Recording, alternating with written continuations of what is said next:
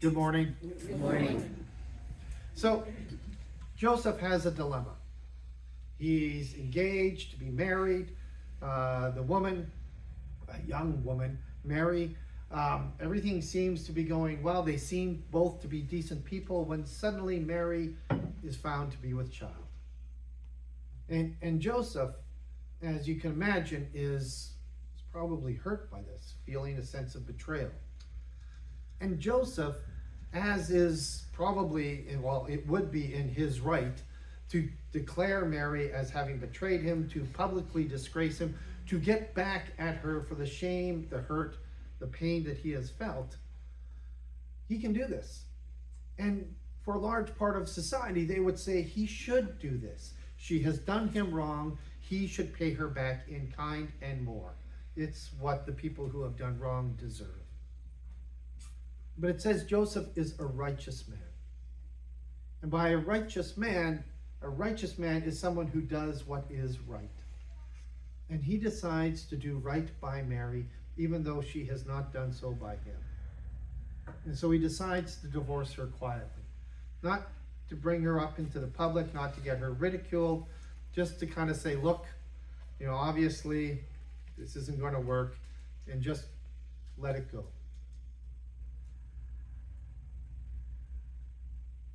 It's interesting in that this seems to be the right way to do things, and we would mostly agree with this.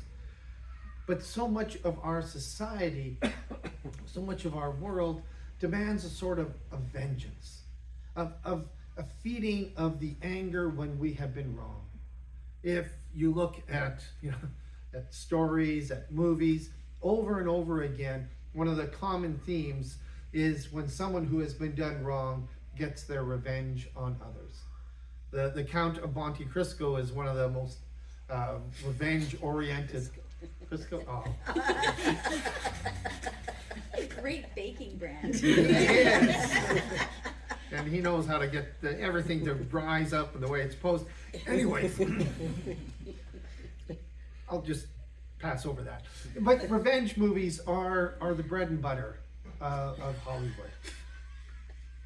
Bread and butter, Crisco, catch that?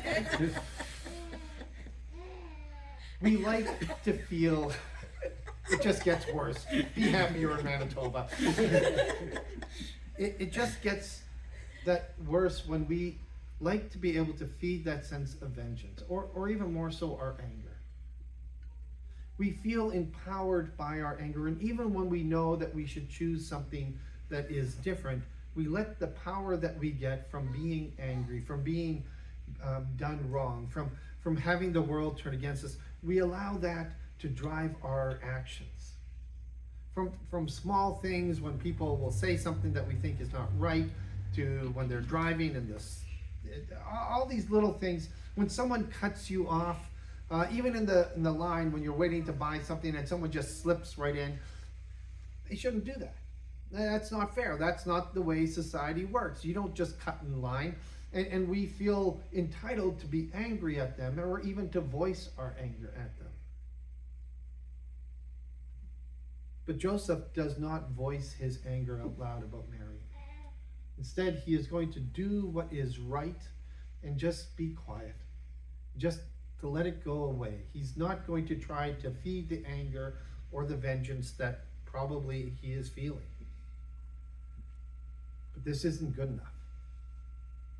To do what is right, to be a righteous person, but God demands more from us.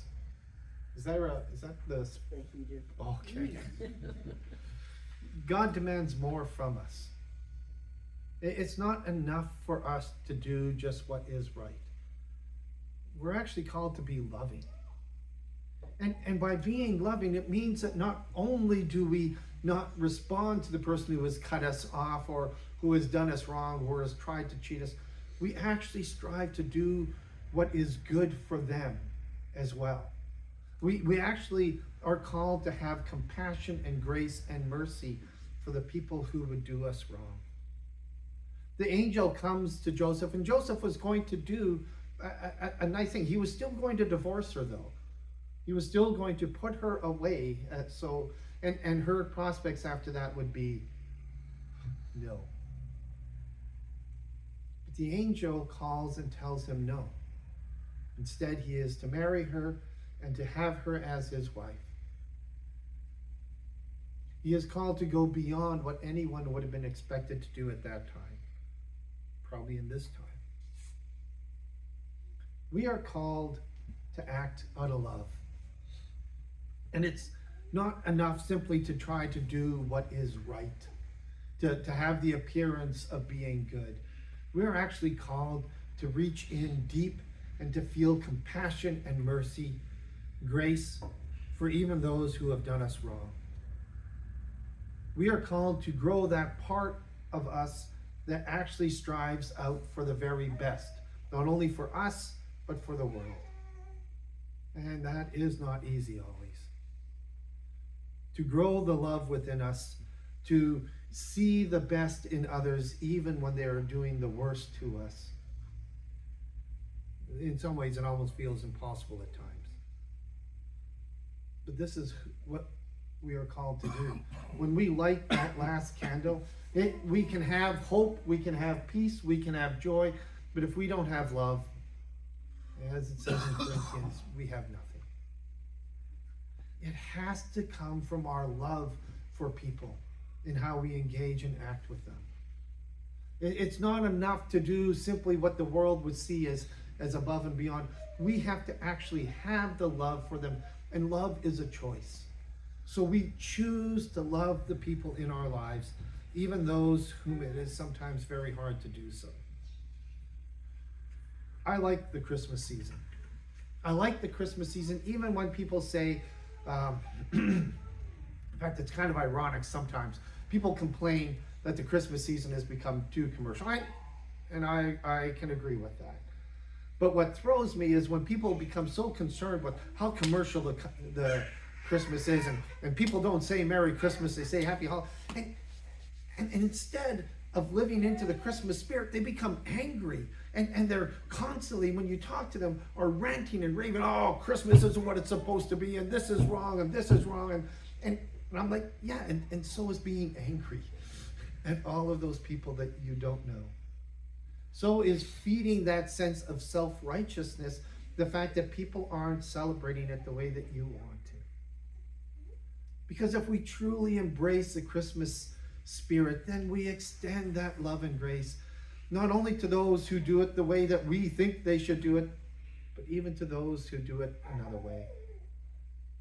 We show them what it means to be in the Christmas spirit by being loving and patient and kind and considerate, by not holding grudges, by going out of our way to make their lives better. If we want people to know what Christmas is really about, then we have to live it. And we have to live it in such a way that they see in us the joy of the season. Because this is the Christmas message. Jesus came down for us. Not because we deserved it, not because we were doing everything right, but because God was reaching to the extreme to show us how incredibly deep his love is for us.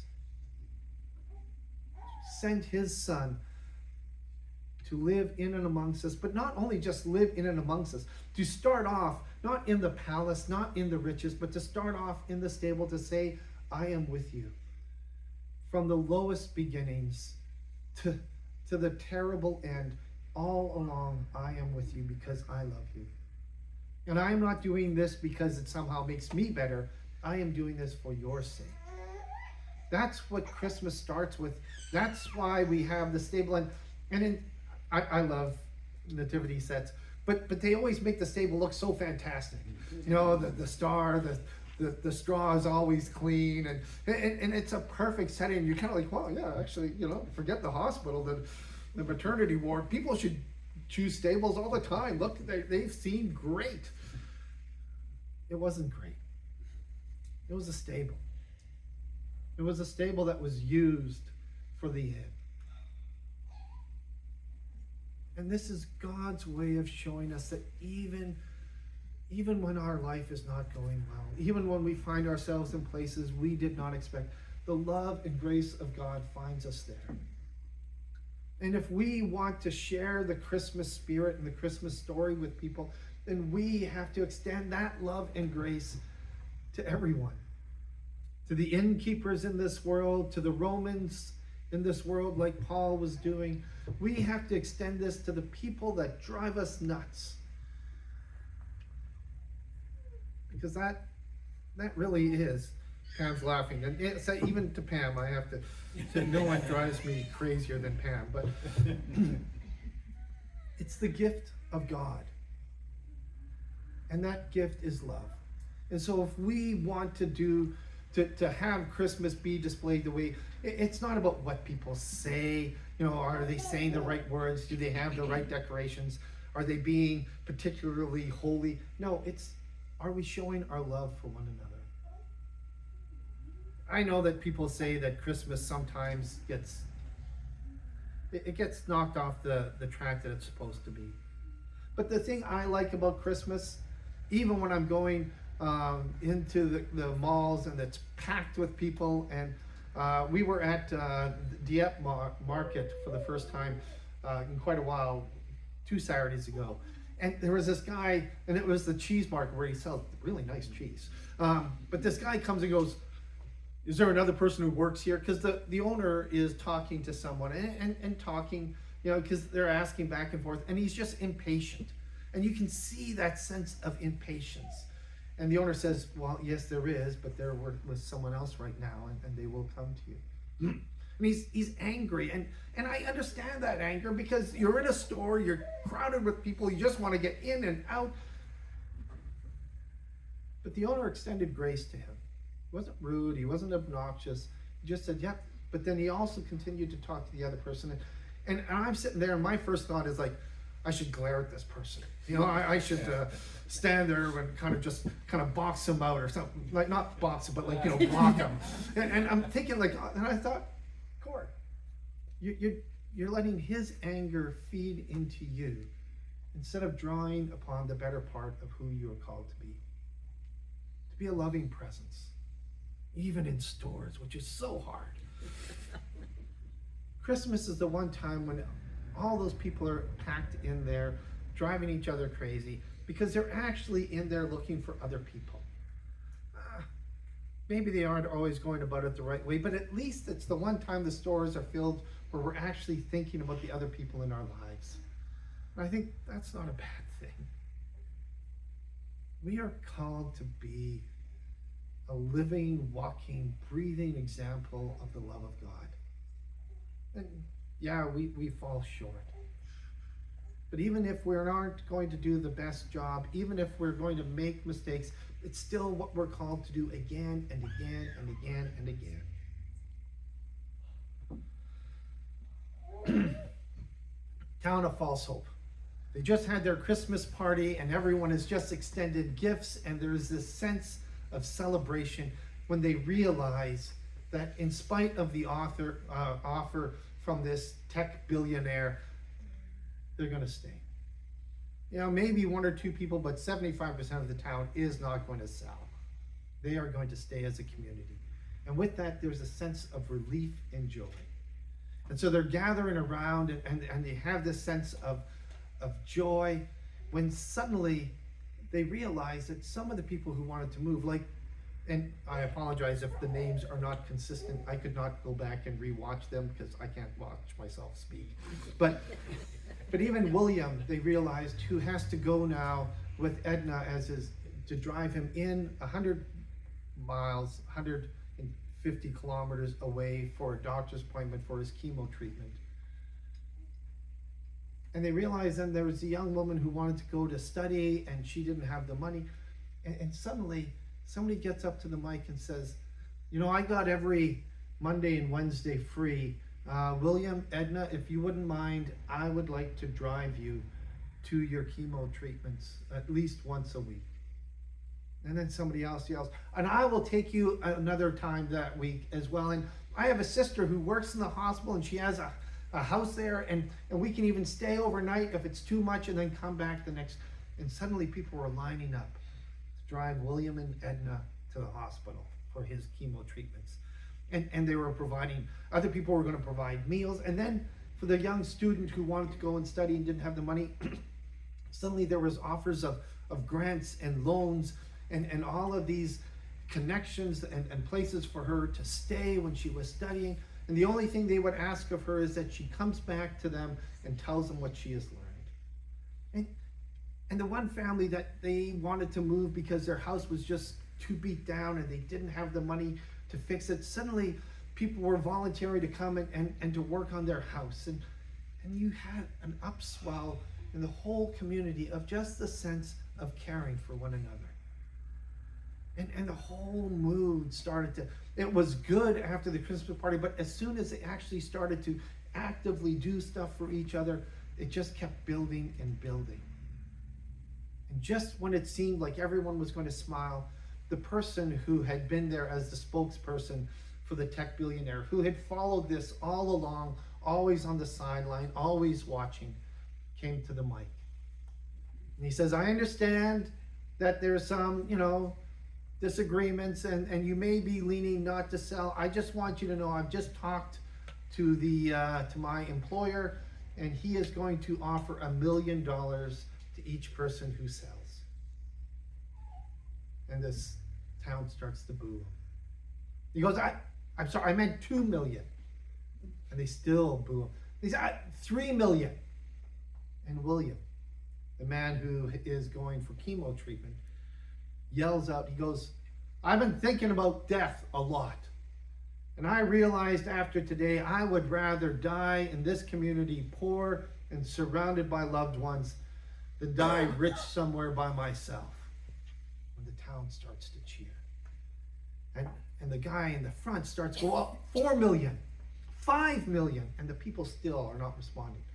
Then he yells, $10 million to each person who sells. The town kind of, okay, 5 million, but 10 million for each person? And there's this pause, and he catches that they've now kind of stopped because 10 million's up. He goes, and think about it, you could keep 5 million for yourself and you could spend 5 million on charity. Think of all the good you can do. And he started going on when suddenly Russell. Now, if you remember, Russell was the young guy who they thought would know why the person was trying to buy, but ended up suggesting the Christmas party. He starts to run to the front. And they're like, is he going to suggest another Christmas party? But Russell gets to the front, and Russell's awkward, but he gets there and goes, I know now. And they're like, and he goes, no, I'm not sorry about the Christmas party. The Christmas party was great. The old miner gave me a map of all the old mines. Like, what a great gift from, but no, I know now. You wanted me to know what he wanted. I know what he wants. The whole town goes quiet. And the spokesperson kind of looks a little awkward. And Russell says, so he does not look the same, but if you do voice recognition from his short speeches and you do an internet search, you realize that he has been lying to us. His name, he's not from some tech billionaire, he's a YouTuber. And his phrase is too tubi for Ubi. And he runs this channel, and all he does is offer money to create discord. He has done this to 5 other communities where he came in, offered money, and the village tore itself apart. He does this over and over and over again to show how people give in to money. He's scamming us and lying to us to create some sort of rift within us. And the people start to get a little angry. They've come a long way as a community, and in fact, they're happy where they are, but the fact that this man has lied at them, and tubi for Ubi starts to turn to go away, and there's Samantha blocking him, who was the police officer, and he's like, and she reaches out and she pulls out a tase gun, and he's like, okay. And so they make him agree that he will actually put on the YouTube channel, not just all the cases where the money has torn people apart, but the case of false hope, where people have actually come together even in the face of greed, even in the face of temptation. And when he does this, much to his delight, it becomes one of those most viewed things in that month where everyone can't believe that a town has done this. And suddenly Falls Hope becomes a tourist attraction. People come there to see a village that actually, and their population grows for the first time since the big gold rush. Because people are fascinated by a town that actually exhibits love for one another. People are drawn to something that actually gives them hope for humanity. We are called to be hope for humanity. We are called to be an example that people can look at and go, I didn't know people were like that. We are, and we're not different. It's just that the world has lost sight because we maybe haven't always done a good job of leading with love. We lead with ideas and principles and this is the way it should be done, but really all we need to do is lead with love for each and every person that we meet. And if we do that, we will burn far brighter than any candle. We'll burn as bright as a star in the sky.